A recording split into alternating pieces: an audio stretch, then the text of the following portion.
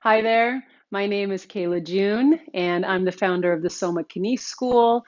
And today I'm going to share with you developmental movement patterns as I often practice them within somatic groundwork. Somatic groundwork is an integrative somatic practice that has been inspired by the many influences, somatic mentors, and the somatic pioneers, of course, that I have been able to connect with, relate to, learn from, and there's certainly been an interest and a study that I've taken in really somatic work overall. The developmental movement patterns that I'm going to take you through today will go breath, core-to-distal, spinal, upper lower, body half, and then finally cross-lateral. There are a lot of different ways to play and experience and repattern with developmental movement patterns. So I'm giving you a one way, a version. And I look forward to hearing what you have to say. Please let me know. You can leave your comments below or reach out and connect with me. So let's begin with breath, because breath is what moves all that moves. So coming into the floor, and really, of course, you could practice this in any position, posture, place, being. Somatic groundwork uses the floor, and kind of one of the guiding principles of somatic groundwork is moving from relaxation and using the floor as a primary partner. So as I invite you into the breath with me, one thing that I'll mention is that at the same time, there's this practice of yielding that we're encouraging as well. And yielding is connecting with the support of the environment, moving into the environment and allowing the environment to move in and support, cradle you. With the floor, kind of that primary yielding relationship then is with this support and contact I feel. I often think of imprinting into the sand if I was on the ocean. Yielding is an active place, however. There is a way of which we're moving into the kind of support, so relaxing into the support. However, we're bringing active attention to that process.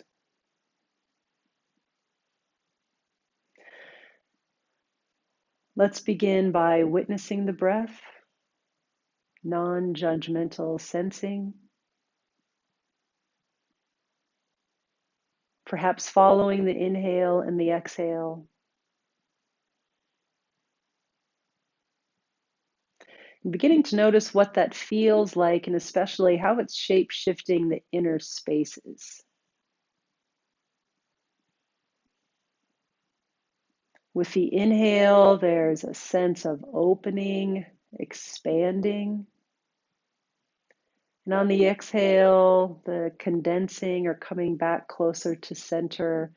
And I'm feeling a yielding of the weight even deeper toward the floor. Inhaling.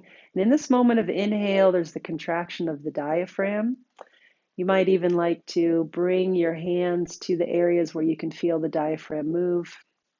Bottom of the ribs, kind of this soft little area above the hips. You could also connect with the side body, the low back. It's a nice place to find the diaphragm as well. And in this inhaling, where we're sensing the expansion, or we have the possibility to, it's the contraction of the diaphragm.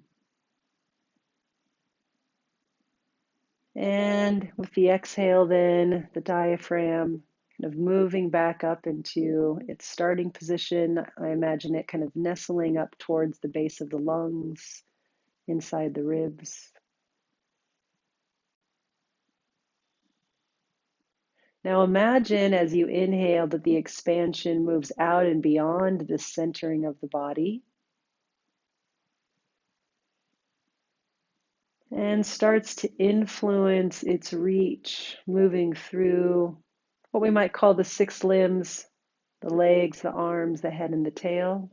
Exhaling, everything softening back in, and begin to kind of grow with that expansion. Inhaling and exhaling. The image of the starfish. Inhaling and exhaling, settling and yielding. Inhaling and exhaling.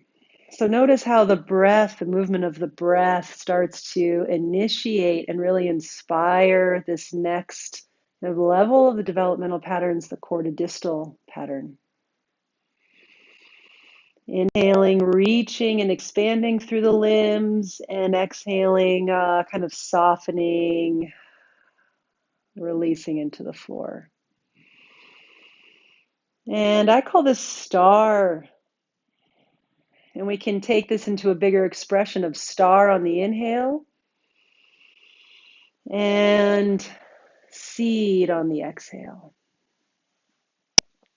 Inhaling and even a bigger expression. Seed on the exhale. Now we could keep this very structured here, like I am now, or this could become kind of its own dance, so to speak.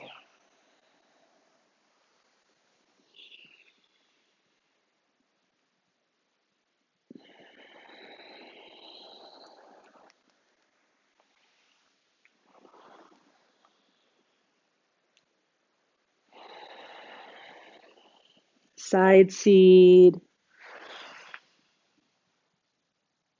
side star,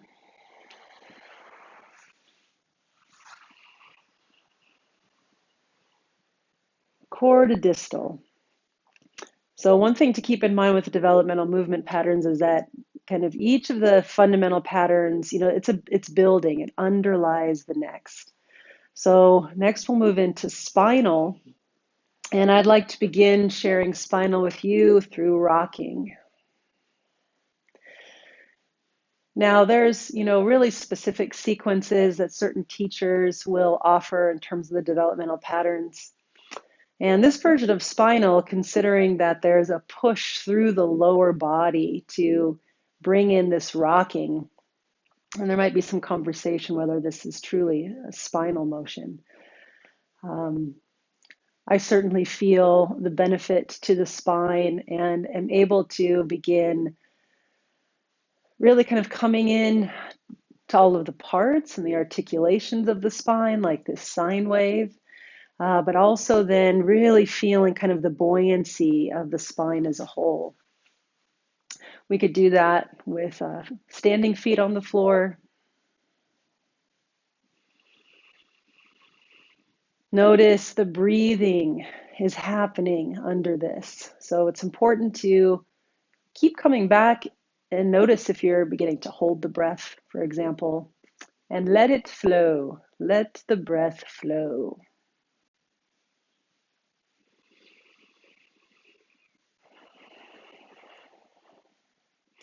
Now, another way that that we can look at spinal movements would be on the hands and knees.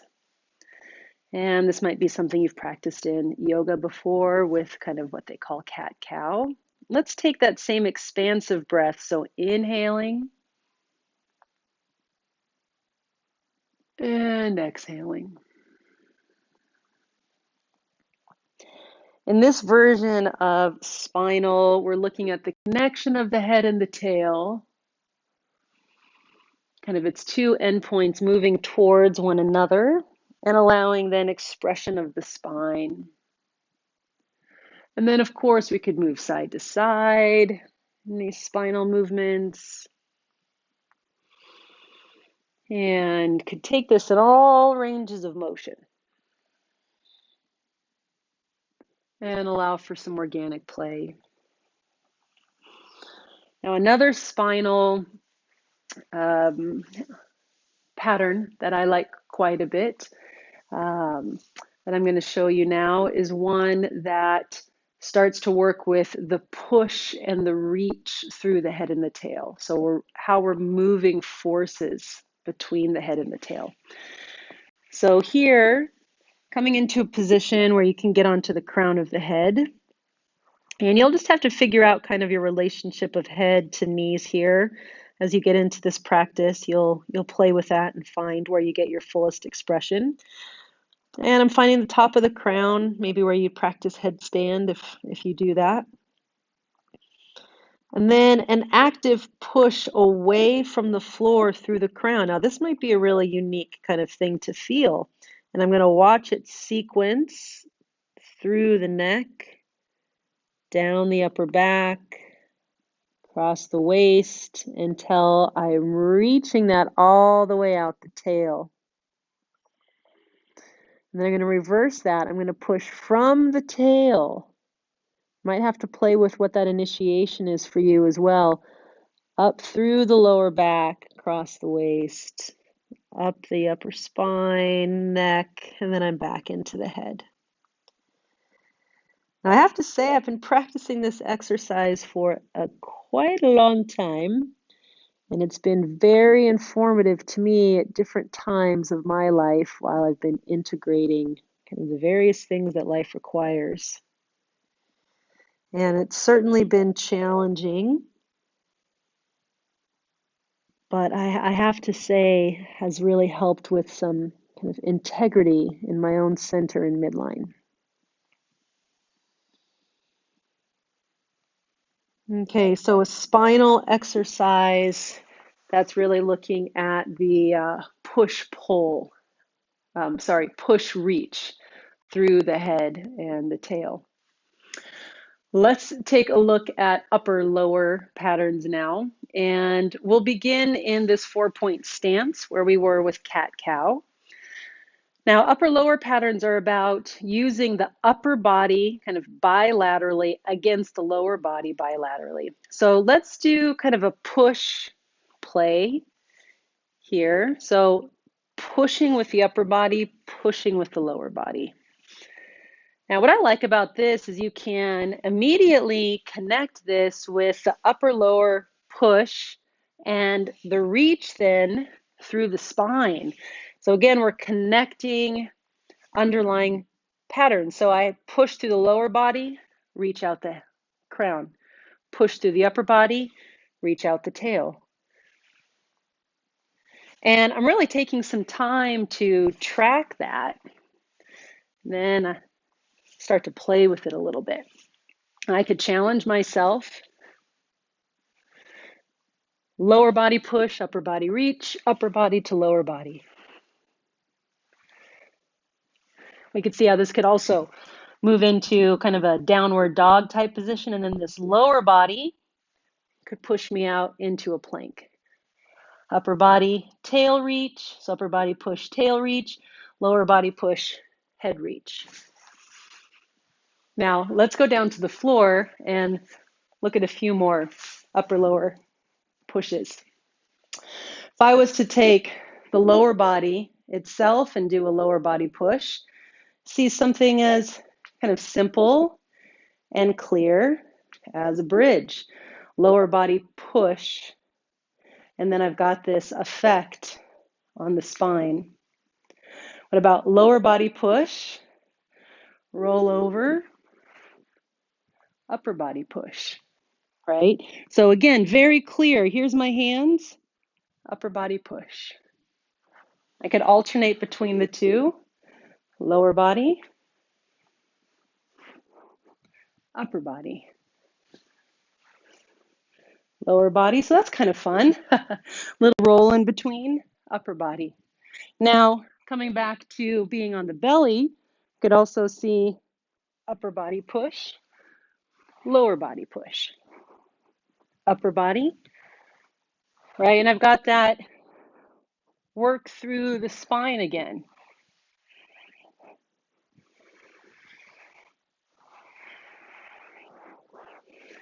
So there are a few ways to practice that upper lower. For body half, we'll go out into X, or what I also call star. Now, body half is then about the right side of the body, working kind of in opposition to the action of the left side of the body. So I often think about this as, okay, here's the left side of the body folding, and the right side of the body is kind of long or expanding. So this is a nice way to begin finding the organization across the midline. And the folding of the body half is often initiated clearly with this kind of elbow-knee connection. And I'm really feeling that core-to-distal support underneath body half. I do a lot of body half play because there's a lot of creative play that can happen here perhaps, and the underlying patterns are very clear as well. Another way that you'll often see body half practiced is similar to that, this kind of opening of the book, closing of the book. Opening of one side, and then the other side kind of comes along. You could also see this through different kinds of, I guess, just limb patterns. Okay, so there's a couple of different ideas for body half. Then, of course, I'm going to go this way here. Body half, we really start to get into, I think the reflexive pattern of body half is here, where my eyes initiate down towards my foot, and I have that whole side of the body then kind of come into connection to folding while the other side expands. And notice how this side is actually kind of drawing over and around. So both sides have moved. And then coming back into that kind of navel radiation and sense of the core-to-distal, reaching all the limbs back out into X. Inhale, exhale, body half.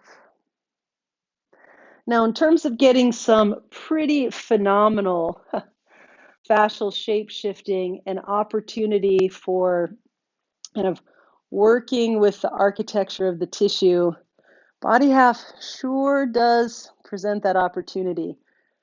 All through here, front of the hip, side of the hip. I can feel the sensation as I'm folding into this side. So body half. Now I call this body half flexion. There's a whole bunch of play we could do on that. I'm not going to get into that today, but I do want to show you what is body half extension. So body half flexion would be the eyes moving down, and then that side of the body folds in. Body half extension would be the eyes moving up, and that side of the body expands, and the other side folds. This presents a lot of opportunity too. So body half extension would be eyes, and then here's that body half pattern.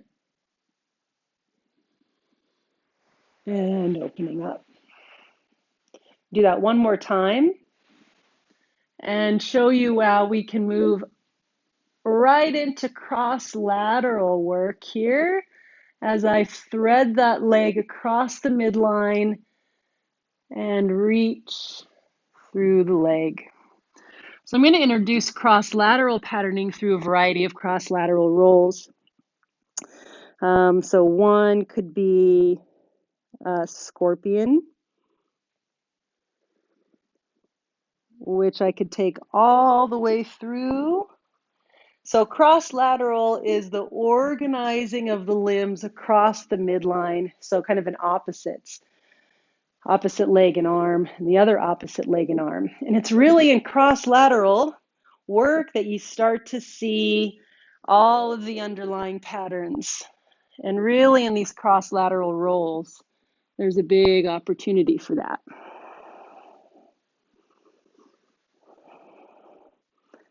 Just going to do that same pattern again. Now in somatic groundwork, there's, a variety of techniques that we practice and skills to help with really working through the patterning of these. And one of those would be rolling point of contact. So finding the connection with the floor. So I'm really doing that with the lower body right now. And rolling across the surface, kind of not missing any of those moments. So cross-lateral rolling, or I call these X rolls. You could do leg reaching. We could have this move us into a variety of different kinds of patterns. Now I'm just feeling a little bit like playing.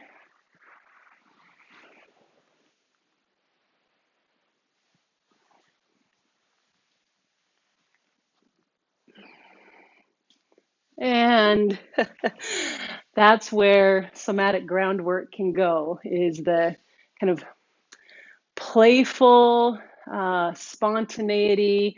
Once these patterns are in the body and there are these kind of templates, these neurological landscape maps, then there's the opportunity to start exploring and having fun. This has been, I'm Kayla June, working with the developmental movement patterns kind of through the lens of somatic groundwork, giving, a few different ideas for how you can begin to work with these patterns on your own. Thanks so much. Have a wonderful day.